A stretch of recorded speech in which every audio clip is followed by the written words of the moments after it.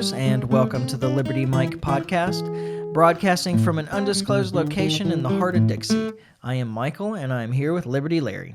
How's it going? Doing okay. How are you? Pretty good. We were going to maybe do an interview on this podcast this month. Yeah. I got emails. Yeah. The announcement's been made. So I'm just going to open it up here and talk about what we know, and then you and I and the audience can decide if we want to hear more. Okay. And if we want to hear more, then I'll contact him back either way. But yeah.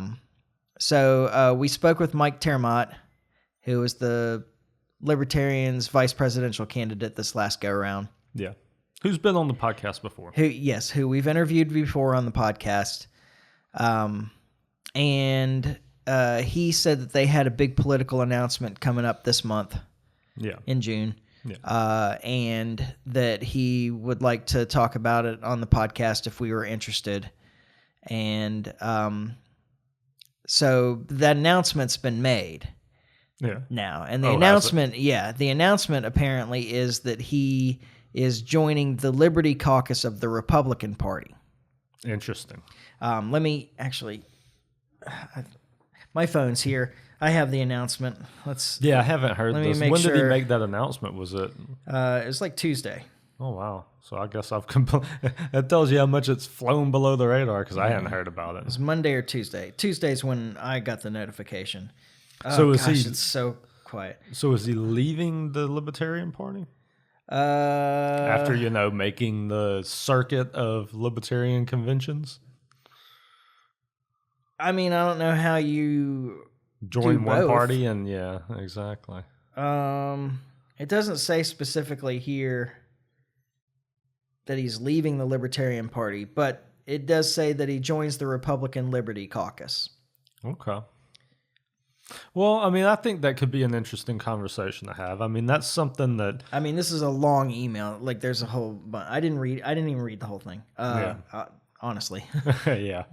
I've been busy, and that has not been at the top of my priority. Radar. Yeah. I get that. I mean, that's something that I had floated kind of after the last election. Is that not kind of before the last election? Maybe was it before? It was during. It was during that time. And that's not something that I say I'm like for, but I think it's at least something to consider. Yeah. So the fact that he's made the decision to do that, I have mixed feelings about it. Well, I mean, it's going to invite, of course, the kind of stuff that were the reasons that some people in the Libertarian Party didn't want him in the first place. Yeah. Yeah. And, the same kind of arguments that were made against Gary Johnson and particularly Bill Weld. Yeah. So it's going to invite a lot of those criticisms. Weld wasn't so much that he had been a Republican, but that he was a Republican or maybe even more of a Democrat. I don't know. He just wasn't a libertarian. Yeah. I mean, that's more my point is like Bill Weld just wasn't a libertarian. Yeah. So I don't know. It's an interesting. I mean, to me, you just kind of got to evaluate where you think the most change can occur. Because that's my kind of litmus test is like, if I feel like the Libertarian Party is a good vehicle to create change, then I'm all for it. Yeah. But if I feel like, well, maybe a bunch of us joining the Republican Party and trying to move that party a good direction, like if that's going to create a good change, then maybe that's the direction to go. Yeah, and I understand all that. I mean, and I accept that as long as you're unwilling to compromise your principles for it. Agreed. Because that is the thing, and that is the trouble with shifting to the Republican Party is they have, I mean, they don't really work with principles over there. Yeah, I mean, but that's part of it. But they do have apparently a 66-page platform or something like that. Yeah, that nobody's ever read. Yeah. So they do have like policy prescriptions at the very least, many of which I think we would disagree with. Many of, yes. But there's an argument to trying to shift that party in the right direction. Mm-hmm. I mean, I think there's an argument to doing the same thing with the Democrats. Honestly, I think as far as like trying to have an influence on the party, I feel like the Democrats is where you want to be. I mean, that's the party that is just in limbo right now. If you wanted to, like, looking from the outside in, if you wanted to, the problem is the Democrats just, I mean, they're the party of big government. So us libertarians trying to go to that party to reduce government just doesn't logically flow. Yeah, you got to be really successful at making the argument that the goals that they hope to achieve by increasing the size of government can't be achieved that way, and there's a better way. Exactly. Like, hey, we agree with what you want, Yeah, but your method of getting there is just going to make things worse. well, and I think what you would really want to do is just get back to the stuff that they're good on, like war and civil liberties, Yeah, and like that type of, and focus on that. Things that they were good on. Yeah, but so exactly. But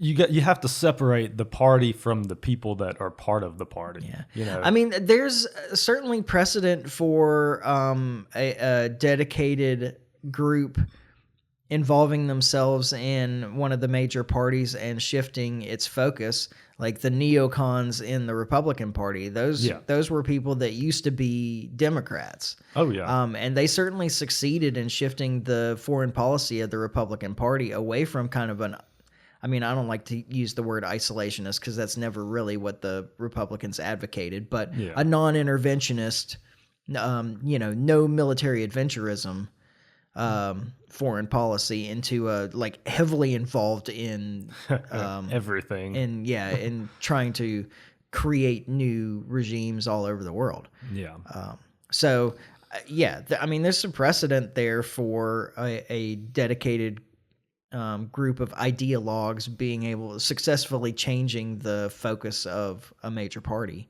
at least in some aspect of its policies. Yeah.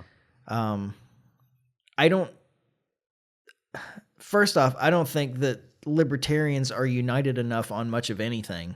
No. To do that. And I don't know that there's enough of us that already have positions of influence, because that's one of the advantages that the neocons had. Yeah. Was that they were already like those people that started making those changes were people that were already in high positions in politics. Absolutely. Or influential positions within the political parties or something. They were known. Yeah.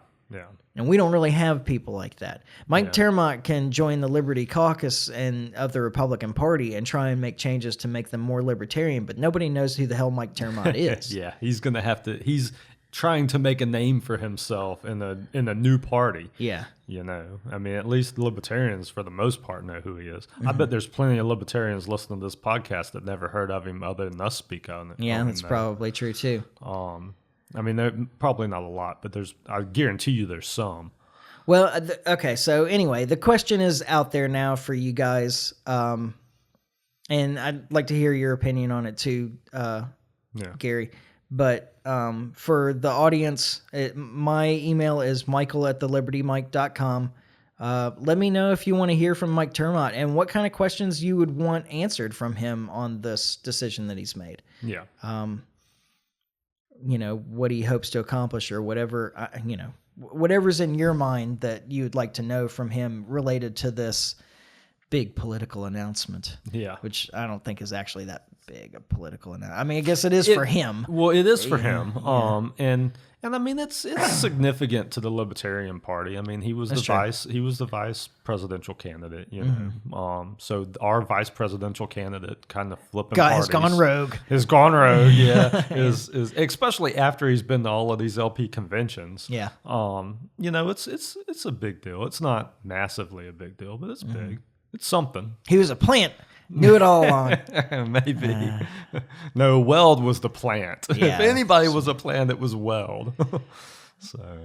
Yeah. And who was the former chair? I was trying to think of his name, and now I can't even pull it. Starts with an S, right? Oh, Sarwark. Sarwark. Yeah. Yeah. There's a good argument that he was a plant. Yeah. Too. That was the intelligence plant. Okay. So anyway, with that aside. Yeah. But yeah, let me know if you guys would be interested in hearing from him and what you'd like to know. Yeah. And so, Gary, what's your opinion? I mean, not to kind of spoil it, I'd like to talk to him. I'd like to find out a little more about this. I mean, I'd be interested in having that conversation. Okay. So, okay. I will consider your opinion as well. You will keep my opinion in consideration. Well, I appreciate that. All right. Well, what do you want to talk about today? I don't know. There's some mostly peaceful protest happening in LA. That's probably the thing to talk about. Yeah, it seems to be going on. I am going to cough though, so just a second. And apparently there's going to be some more mostly peaceful protests across the country Saturday. Oh, for the same purpose? I've only seen like the title for it or whatever, but it's like a No Kings, like. Oh, okay. Yeah. They're organizing. It's probably a result of the reaction to the mostly peaceful protests in LA then. It's an anti-Trump deal. Yeah. Well, I mean, it's related. There's people it's related. Yeah, there's people in interesting places that say that his reaction has been essentially to declare martial law in a state where they're not asking for it. Yeah. And there's an argument to be made there. Well, okay, so let's start at the beginning. Kind of dive in then. Yeah. So my understanding is that this it is protests against ICE raids. My understanding is that, from my reading, is that it started with a bunch of ICE raids on businesses in a Latino district of LA. Okay. So it started with them going around to Latino-owned businesses and picking up illegal immigrants that were working there. Yeah, coming in the door and asking for people's papers. More or less. Yeah. I mean, I don't know if that's exactly how it played out, but... I mean, how else does it play out? Like, I just can't probably imagine another scenario. I mean, if they're coming in, knocking on doors and talking to folks, like at some point that those words are going to come out. Exactly. So it's really hard to get good Mexican food right now in LA. I bet it is. And people started protests, and then of course protests always get out of hand, especially in a place like LA. So LA's on fire for the how many time in the last few years. Mostly peaceful protests are still violent protests. Yeah, exactly. Right. And I understand, like, I get why you're making that point that they're mostly peaceful, that the vast majority of people involved are like legitimately peacefully protesting. Yeah. And that there's not a whole lot of bad actors percentage-wise that are causing problems. Yeah. But it still makes it violent protests, especially since, and it's probably, and I can't know this without having been there, and I haven't. But my guess is that most of the protesting actually is peaceful, but people are using the protests as cover to loot. There will always be opportunists. Yeah. And I think you're right. That is what we're looking at. But it's still a problem. Yes. It's associated with the protest. Yeah. So, and so the governor, Gavin Newsom, has not only not requested help from the federal government, but has actually denied help from the federal government. And Trump says, "I don't care." Yeah. And Karen Bass, the mayor, somehow still mayor of LA. Yeah. Same thing. She hadn't asked for help. She didn't want it. Yeah. All the same, Trump has nationalized 2,000 National Guard to send in, and after talking to you before the podcast, I'm not sure if they're actually on site or not at this point, but 700 U.S. Marines. My understanding with the Marines is that he's floated the idea of sending them in, but they're preparing them to go in. Okay. Well, that doesn't contradict what I was reading as much as I thought then, because my understanding is that they were there, but they hadn't completed their operational training for the mission. Yeah. Which essentially means preparing for them to not do what they're used to doing. I mean, they're Marines for exactly. Yeah, the training of Marines generally is to just kill everybody on the other side. Exactly. You don't want to do that in the middle of an American city. Yeah. Hopefully. Yeah. Although that's partly probably what these upcoming protests are about, is whether that is the plan. Yeah. But that they're that they're training in dealing with protesters instead of enemy soldiers, and using non-lethal weaponry and so forth. Yeah. And the deal with the National Guard, my understanding is that Trump has only positioned them at like federal buildings. And that they're, is it bothering you? It's driving me nuts. Yeah. There's a fly. Somehow a fly came in with Gary, I think. Yeah. And it's always my fault. It wasn't here before, and that's the only time I've opened the door. Yeah. And maybe that's what the cats were running around about a minute ago. Get him, BC. Get it. I know you can do it. I've seen you catch flies before. Anyway, it's literally circling right here at the table. It's buzzing us. There's worse things that could be buzzing us. That's though, true. So. This is my house, though. Yeah. Well. I had to I'm gonna say rescue, although that's not really an appropriate term. A lizard from one of my cats. Oh, really? I think it was yesterday morning, like 5:30 in the morning. She's just yowling and yowling and yowling, and I was like, "What?" I started to think that there was something wrong. Yeah. But then I found out that she was just announcing to everybody that she had captured this lizard. And when I actually saw her with it, she was chewing on his head, but he was still alive. Oh, poor guy. Yeah, so I distracted her momentarily, which was difficult, and then I grabbed the lizard and flushed it down the toilet. So it died anyway. But so burial at sea for the lizard. Yeah, but it was better than the way he was gonna die. Yeah, all right. So odds are he was probably already dead, and just those were just like, don't they like have like nerves or whatever that twitch after their? Yeah, no, this one was still alive. Okay. Like he was trying to. He was trying to run away, pretty unsuccessfully. Poor guy. Yeah. Anyway, so sorry. But yeah, talking about the National Guard, I'm pretty sure that they've just deployed those at like federal buildings. Mm-hmm. Of course. Protect. Yeah, they're so they were sent in to. Quote, I guess I'm actually probably paraphrasing somewhat because I didn't write down a direct quote, but to protect federal law enforcement while they perform their duties. So essentially to go protect the ICE agents and protect federal buildings. Yeah. They're not there to protect personal property, damage from looting or people being violent against other people or anything like that. Yeah.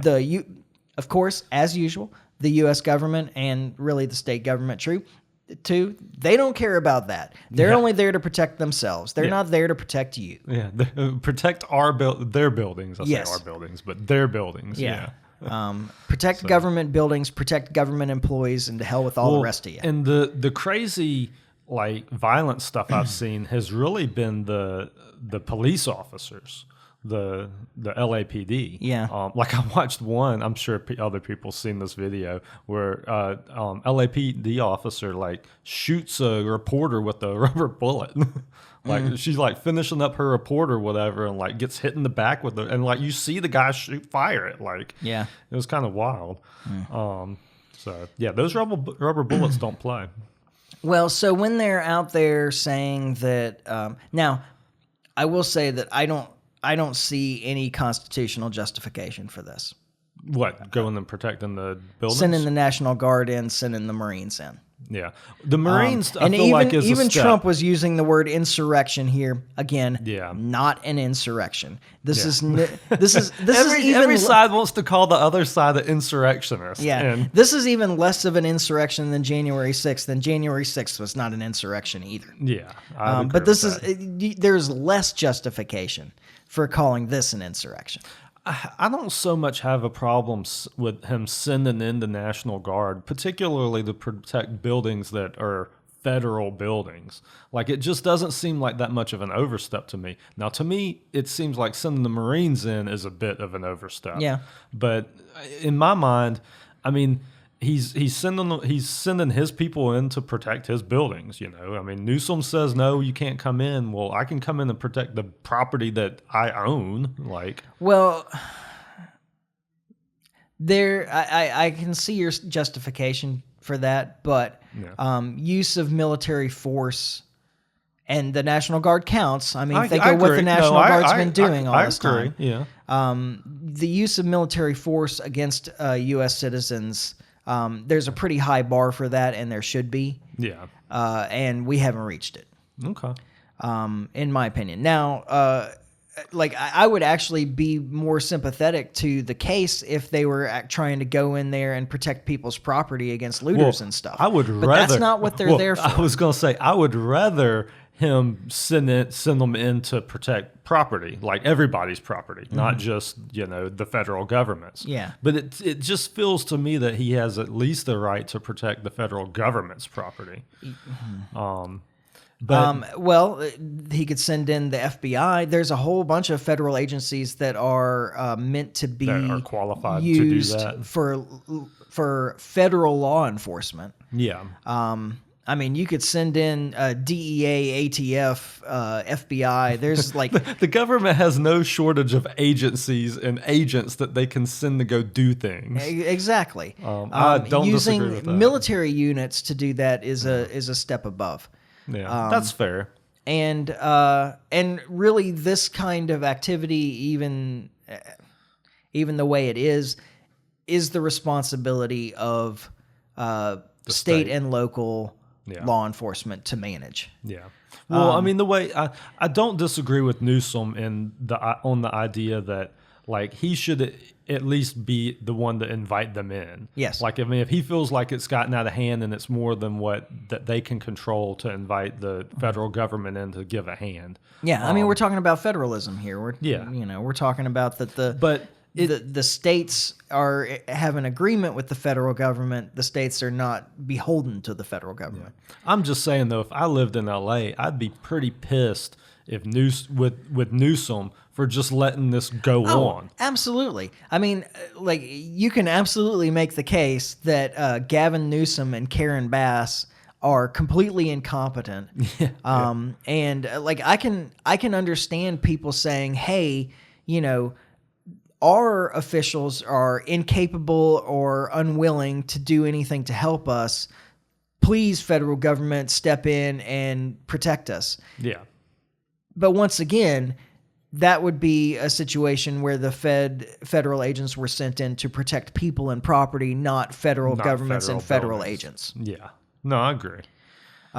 So you can't make that argument. And all you're really doing is militarizing law enforcement in an American city with American troops. Yeah. And in an American city that doesn't want them. Yeah. Yeah.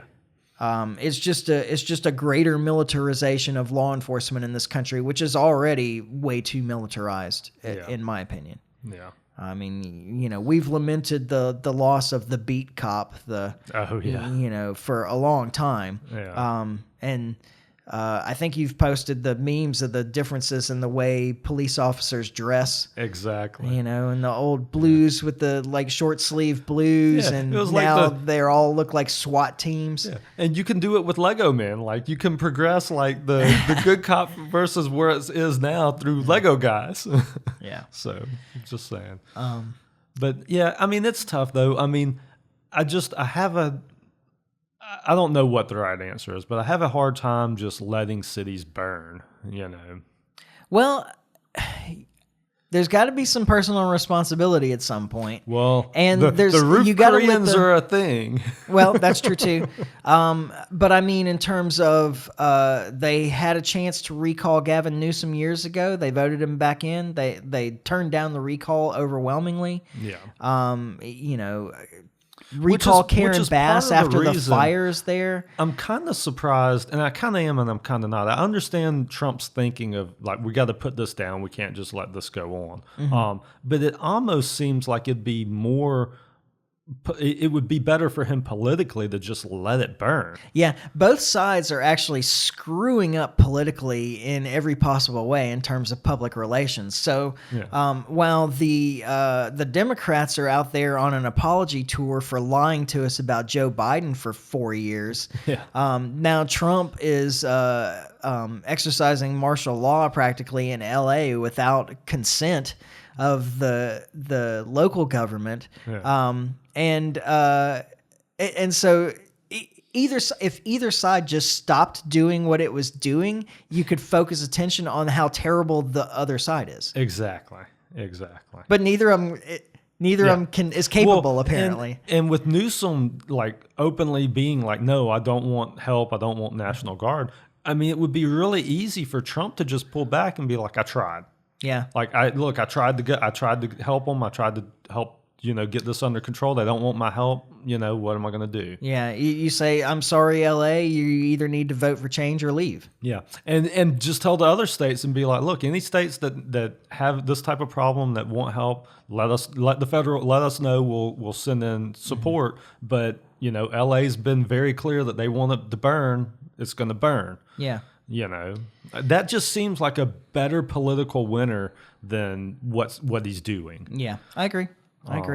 And now if we back up a little bit and talk about the immigration stuff, I think, okay, so we were talking about it before the podcast. In 2016, Trump's talk was build the wall. Build the wall. Yeah. Stop the illegal immigration. Yeah.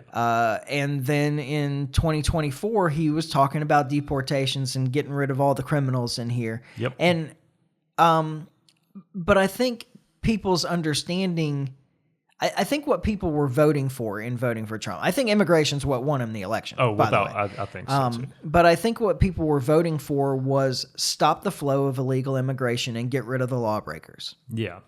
I don't think that people were really on board for going after people that are here working in legitimate businesses. Into my local Mexican restaurant and rounding up the kitchen staff. Yeah. Like that just doesn't feel like what the people wanted. Yeah, I don't think that's what people had in mind. But he did run on deportations. Yeah. And he was very open during the campaign about that, which I thought was bold, especially considering the prior campaign that wasn't the focus that this one was. And I think what people want is to stop the flow of illegal immigration.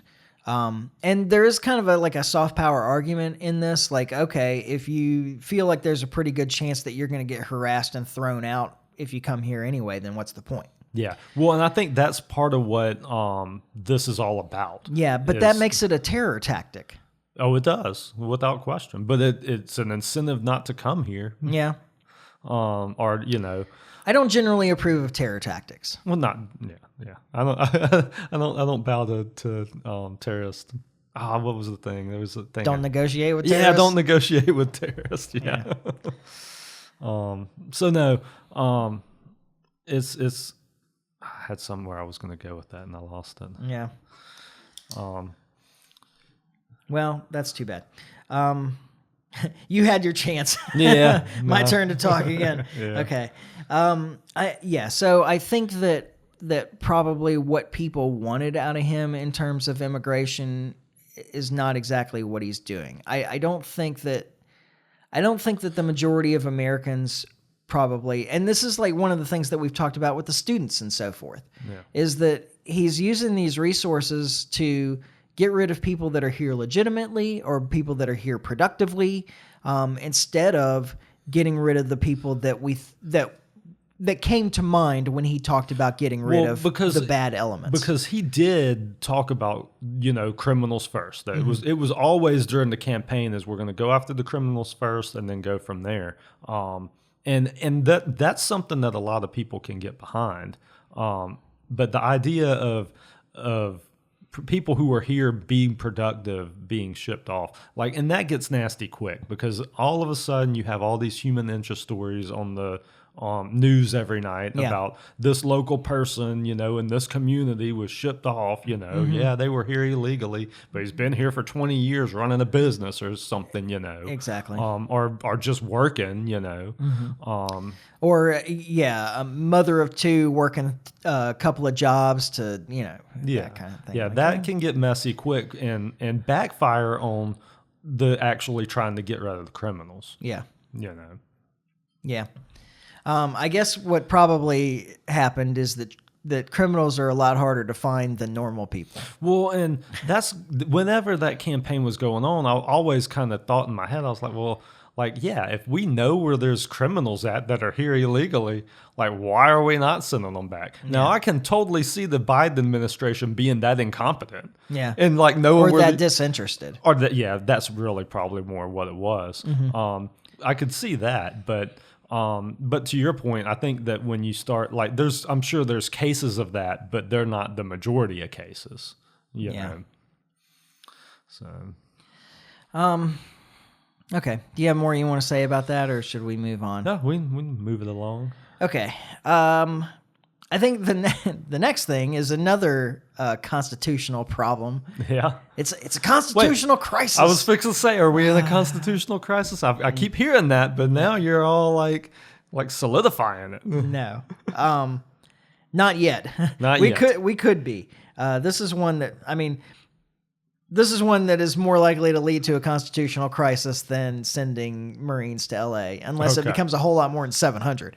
Well, one more thing about the sending them into LA. So I had mentioned at the top that there was the going to be the protest this weekend. What I hope doesn't happen is that a bunch of those protests start devolving into the same type thing that's happening in LA. Yeah. That would be a real concern. Yeah.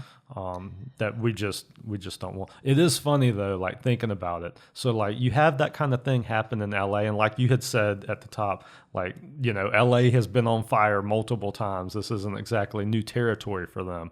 But Birmingham has never been on fire, or Mobile, or we deal with this a little better in the South, I feel like, than they do in California for sure. Well, some of the way the news has been covered, or the news has been spinning it, is that the administration's threatening to do the same to other left-wing cities, other Democrat cities. And well, yeah, because that's where the problem is. That's where the problem is, exactly. That's a good point. That's definitely, because like I say, that you just don't have that in, I don't know, majority Republican major cities, which there aren't very many, but no. Well, that's I mentioned, Birmingham. I don't know. They're not going to be. They're not going to be huge protests in those places about that turn violent. Immigration. Yeah. Well, that, and that, just like I say, a lot of folks toting guns around here. I'm just saying. Yeah. Yeah, that makes it harder to be a violent protester.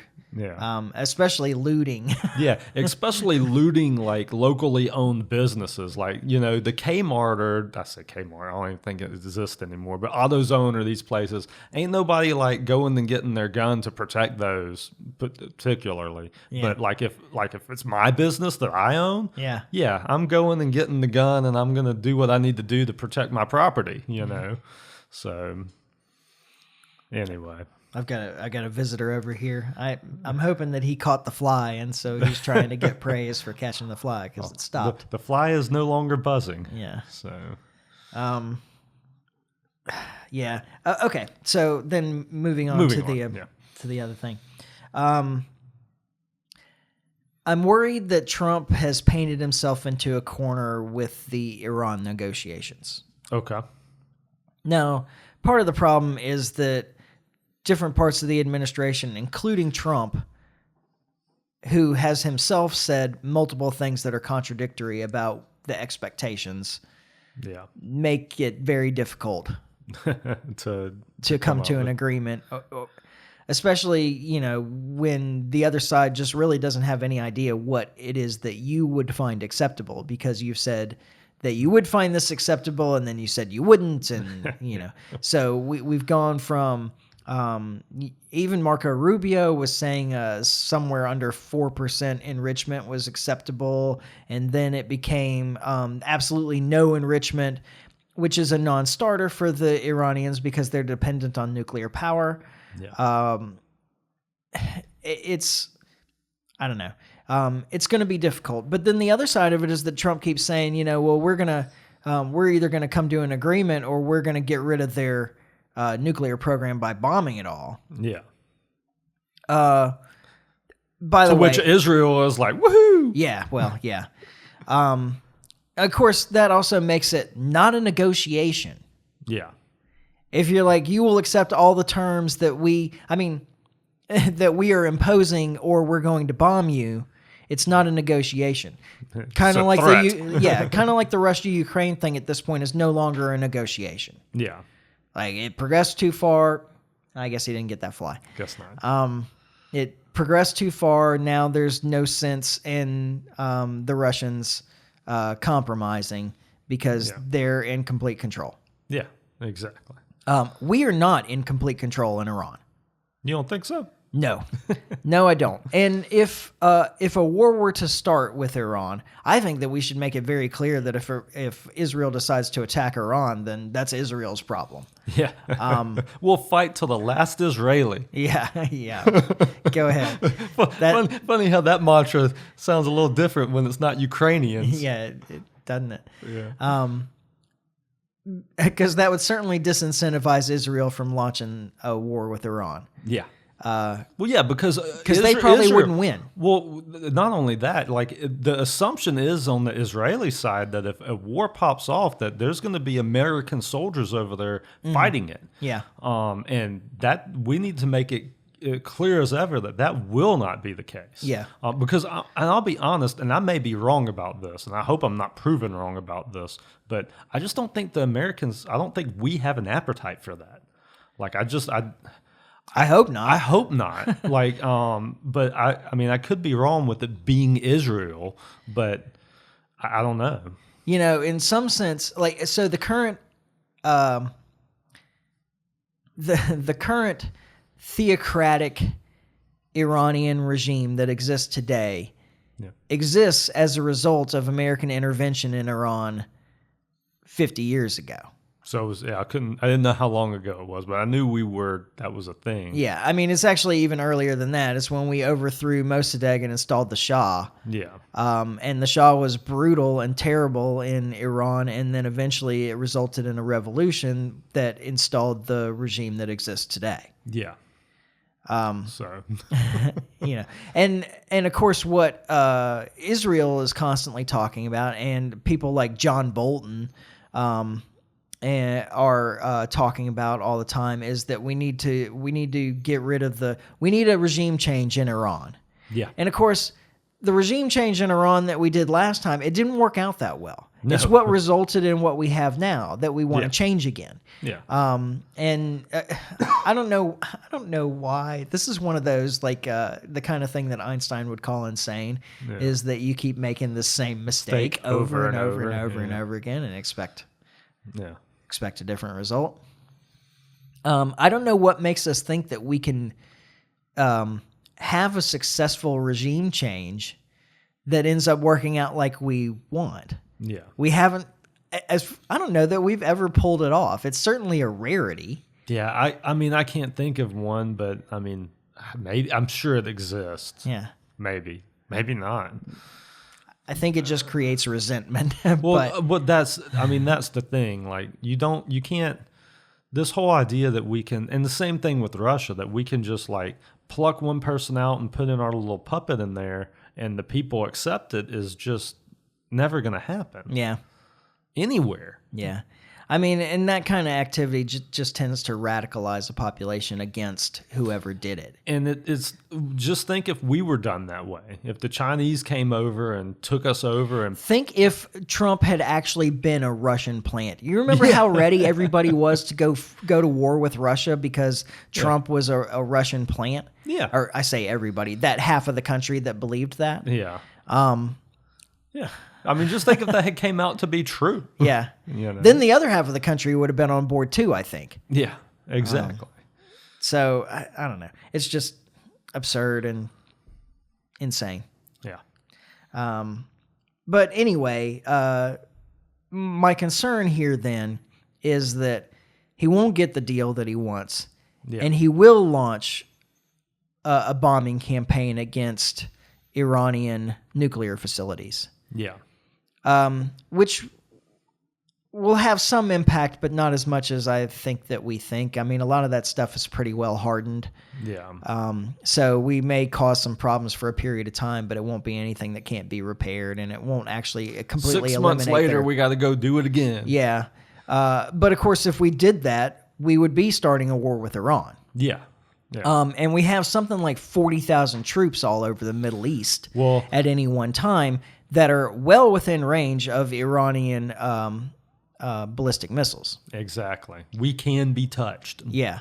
And they've made it very clear that if we are involved in an attack against them, that they will target U.S. military in the region. Yeah.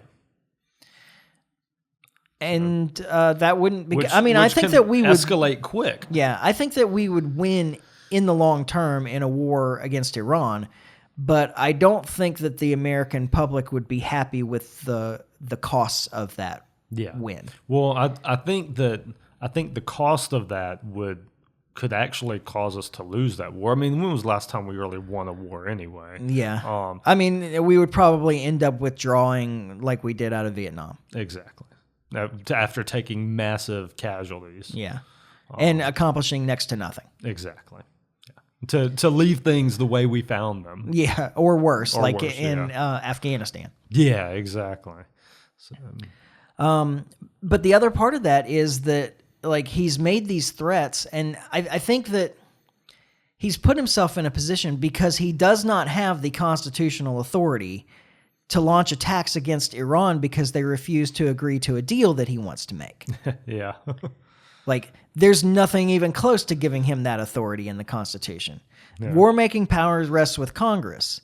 And even the War Powers Act that gives the president, the executive, the opportunity to act is if this country's attacked or there's an imminent serious threat to the country or whatever. Yeah. And I don't think that you can make the case that, well, they could potentially ramp up their enrichment to bomb-making level in the next 6 months and then produce a bomb within a year of that as an imminent threat. I don't know if you listened to when Scott Horton went on Run Your Mouth, but he talked some about like what potential bomb Iran could produce. Like given where they're at with it and everything, we're talking about a bomb like what we used in Japan. Yeah. Like it's obviously it worked, but like we're not talking about that they're going to have the same nuclear capability that we have. Yeah. Well, and they don't have the capability to send it here. No. Well, they have no capability to send it here. Honestly, like what Scott, and I'm sorry if I'm misquoting, but I'm pretty sure what Scott was saying, like their best chance would be to put it on the back of a truck and like drive it somewhere. Like that, the bomb that they produce is going to be massive and not something that they can just immediately put on a warhead and send off. Yeah. And the reason that that's true is because they don't have a nuclear weapons program and haven't even discussed it since like 2003. Yeah. There was some preliminary investigation into creating a nuclear weapons program in the early 2000s in Iran, and it was discontinued. Yeah, exactly. So, like I say, even them trying to move to that direction to produce something, they're not going to produce what we have. Yeah. But your general people in the general public don't understand that. They're like, oh, well, they're going to have a nuclear weapon, you know? It's like, but... I mean, Netanyahu's been saying 6 months or something for something like 25 years. Exactly. Yeah. So, it's not... It's just... I think it's important to understand that it's not like they're going to be nuking cities next week. Yeah. I mean, from the best of my understanding of this, I think if they decided that they wanted to develop a nuclear weapon, a nuclear ballistic missile from where they are right now, before they could produce one, it would be a year or a year and a half. Yeah. Oh. That is not an imminent threat. Right. So there's absolutely no constitutional justification for the president to launch an attack against Iran. But he's in a position where he said, if we don't come to terms, this is what I'm going to do. Yeah. So what does he do now? He either backs off and looks like he has no. Trump is known for doing. Well, actually he is, but but it shows no follow through, or he has to do it, and then we do have a constitutional problem. Yeah, maybe a crisis. Depends. Yeah. And I think that his best bet is probably, to back off of it in a way that, to just out and out lie like he occasionally does, that's not really what I meant when I said that. I meant, well, it looks to soften it. It really looks to me like we're just going to let Israel do it. Like, so it's not it's not us actually doing it, but Israel. But can we let Israel do it without getting involved? Because Israel absolutely not. I mean, that's the thing. That's where it gets hairy. Israel doesn't win that war, because if they launch a war against Iran, probably other Arab nations will get involved. We're going to get involved. Yeah. But even if they don't, I don't know that that Israel really has the capability, short of using their own nuclear weapons, of defeating Iran in a protracted war. I mean, the stuff I've seen, and this is going back to, when we went into Iraq, the idea of going into Iran is the equivalent of, or it will be worse than when we went into Iraq. Yeah. Like, as far as just like, it's Iran's bigger and more capable. Well, yeah, exactly. I mean, it's not quite to the level that we're at, but they're a lot closer than these other countries we've been in. Yeah. Yeah. And they are probably more prepared for a modern war like what we've seen in Ukraine. Than we are, or Israel is. Yeah. They have a huge drone program. Yeah, that apparently is how you win wars now. Yeah. I was listening to an interview with a Ukrainian frontline reporter. Yeah. Today, actually, I guess. And he was saying that the way the war has shifted there is just almost unfathomable. That they have really moved forward into a completely different kind of war than this world's ever seen. Yeah. And that at the beginning, a couple of years ago, when you went into field hospitals on the front lines in Ukraine, the casualties were roughly 50-50 between artillery and drone attacks. Yeah. He said if you go into a field hospital now, something like 90% of the casualties are from drone attacks. Really? Mm-hmm. Wow. And Iran has a massive drone program. Yeah. And I don't know that we're prepared for that kind of war. Yeah. I think the world, or at least the modern world, has kind of been surprised at the way the Ukraine war has shifted the way warfare's done. Yeah. And I don't think we're ready for it. Well, and the scary thing as far as that goes, just as far as war in general, when you start talking about drones and whatnot, like, we can be touched by something like that, like here in the continental U.S. Well, that's true too. I mean, that's not so much by Iran, but like Russia or some of these, China or some of these other superpowers. Yeah. Like if somebody wanted to launch an attack like the Ukraine attack in Russia last week. Yeah. Yeah. We could be touched by that. Mm-hmm. So just something for all the war hawks to kind of chew on out there. Maybe it wasn't atomic weapons that will finally end war for good. It was drones. It was drones of all the things. Yeah. I don't know. Anyway, this is not something easy. This is not a cakewalk. This is not going to be something without cost if we actually get involved in a conflict in Iran. Yeah. And I hope that we can avoid it. And I hope that Trump has sense enough to back off what he said before and come up with some excuse as to that's not what he meant. Yeah. Or that's not what he really said, or that whatever. Anyway. Yeah.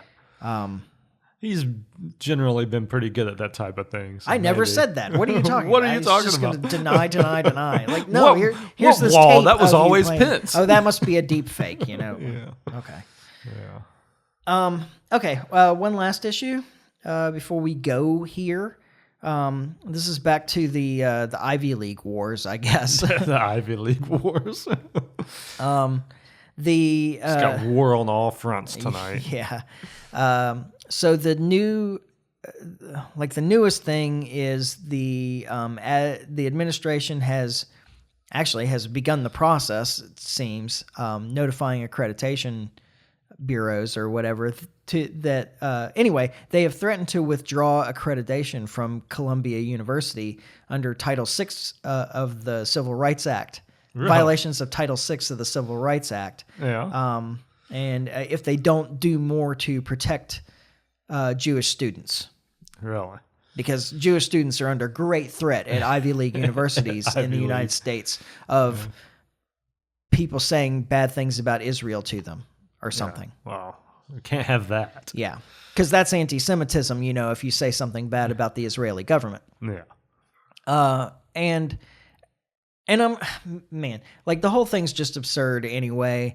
I just started doing some hunting and I couldn't find data on faculty, which I think would be really revealing.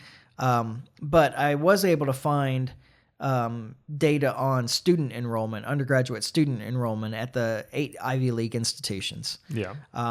And nearly 1 out of 6 undergraduate students at Ivy League colleges is Jewish. Really? Yeah. They're 2% of the population, but more than 15% of the Ivy League The Ivy League. school population. Student body, I guess. Yeah. And it runs from roughly 10% to up to almost a quarter of the student population being Jewish, depending on the institution. Yeah. So, I don't know. I mean, we'll just say I'm dubious about all of these terrible threats to their person. Yeah. At these institutions. And I think that if we had information on faculty, it would probably be an even higher percentage. Oh, I'll almost guarantee that. So I just can't see how it wouldn't be. And I understand that there have been some limitations on Jewish students. There has been programs to limit the number of Jewish students at Ivy League institutions, some of these Ivy League institutions. And yeah, I think that that's unfair. But if you're talking about if you can't at one point say that that these schools have to be representative of the population. And so they need more black students and more Hispanic students and fewer Asian students, but more Jewish students because like I said, Jews are roughly 2% of the population in this country and 15% of the student population. Yeah. So I don't know. Like I see a bit of a contradiction there is what I'm after. Now I know that it's not the same side that's saying both of those things. Yeah. But still. Yeah. It seems kind of ridiculous to me. But what I find really interesting about this is that I love this idea. Of taking their accreditations? Yeah. Have the federal government remove the accreditation of Columbia. All right? Because obviously people will no longer value a degree from Columbia, right? That's the idea. I mean, but obviously that's stupid. I mean, people still know that Columbia University is one of the best universities in the world. If you take away accreditation from Yale or Harvard, do you think that people are no longer going to value a degree from Yale or Harvard? That's ridiculous. Yeah. I think what this does is that it goes back to how ridiculous it is that the federal government is involved in accreditation of universities anyway. Well, I agree with that. I think the real problem, though, lies in that not so much that people won't respect the degree from those places, but you would have to spend your whole 4 years there because you wouldn't be able to like if you started at Yale and then they're not accredited, you can't go to another school now because they're not going to accept your classes or your credits or whatever. See, I think that might break down too. It may. You may be right. Yeah, but I mean, I think that if you transferred from Princeton to Washington University at St. Louis, and Princeton was no longer an accredited university, I think that WashU would probably still be like, yeah, we'll accept those credits. So, I mean, I guess from a libertarian perspective, We think that you probably learned something at Princeton, so that this could break down the whole accreditation thing at its core. The government accreditation system. That's what I mean. Yeah. The government accreditation system. And that's why I like it. Let's do it. Let's let the federal government try and make the claim that that Harvard University is not a good school. Yeah. And see how that goes. See who wins that battle. Yeah. Okay, so this is one of those things where the same people who, now I'm talking about the right here, the same people who say, abolish the Department of Education, we don't need the government involved in our schools, think that the government should be really involved at the university level. Yeah, right. And by the way, with the adult schools, look at your universities and tell me that things are going well as far, especially if you're from the right perspective. Like, I mean, these things are just churning out lefties. That's true too. But I think that this could end up being like really good for like the breakdown of the government accreditation system. So yeah, I'm okay with this. Just because I think it's for the wrong reasons, but you can still get behind it. Yeah. I don't see the government withdrawing accreditation having that great an impact on an Ivy League education. Be an interesting experiment to run. Yeah. May get to see it. Yeah. I mean, they're using the same justification to withdraw funding. I'm good with that too. Oh yeah. I don't think that the federal government should be funding these schools. Yeah. And actually, I'm okay with Pfizer or Moderna or whatever funding these schools. Doesn't bother me a bit to have private money go into the universities for research and so forth. I actually have far less of a problem with that than I do with government money going into research at these schools, especially when that government money goes into research at these schools to provide products for private businesses to sell. Right. So let the private businesses pay for their own research. Yeah, there you go. I'm okay with that. I don't see money drying up for schools that are good. And I don't see a lack of accreditation really having that big an impact on whether people want to go to those elite schools. Yeah. If coastal community colleges accreditation was taken away, that would be a problem. Yeah. Right. That's Trump's problem. He's not focused. He's focused too much on the big schools and not the small ones. Yeah, because they're the small ones he could stomp out. Yeah, absolutely. But the small ones don't have influence. The elite schools do. Well, exactly. And so he's going after the elite schools because they have influence. But the problem is that they have more influence than he can overwhelm. Yeah, exactly. So. I'm okay with all of this. Take away their federal funding, take away their federal accreditation. Who cares? All right. Let's get the. We'll be a better country for it. Yeah, let's move the system away from the government. Yeah, absolutely. And that's all I've got. All right. On that sparkling note. That was more positive than it usually is. It is. Yeah. So great. Okay, where are we? We're in June. There's nothing going on next week that you know of that we Not that I can think of. Stuff is there's going to be stuff soon, but I don't think next week is one of those weeks. Yeah, I may have something next month, and I definitely have something in a couple of months. Yeah. And depending, you guys get back to me quickly, like about Termot. About Termot, like get back to me in the next week, and if we've got enough.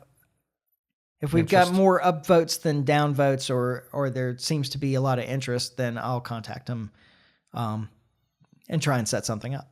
Sounds good.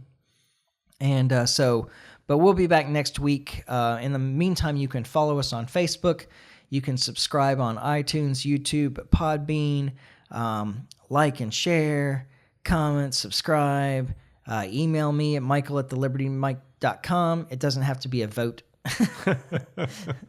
But it can be. It can be. I'm inviting votes, but I always invite any other comments or stories that you think we should cover, or things that you think I missed or I'm wrong about, or whatever. All criticism welcome. But if you're a dick, I'm just going to delete it and not read it. Yeah. So, because I don't have to respond to you. But I'd like to. So if you engage, I generally get back. And yeah, we'll be back next week when we finally get this right. And in the meantime, try to stay free. Life short, live free. Ciao. Later.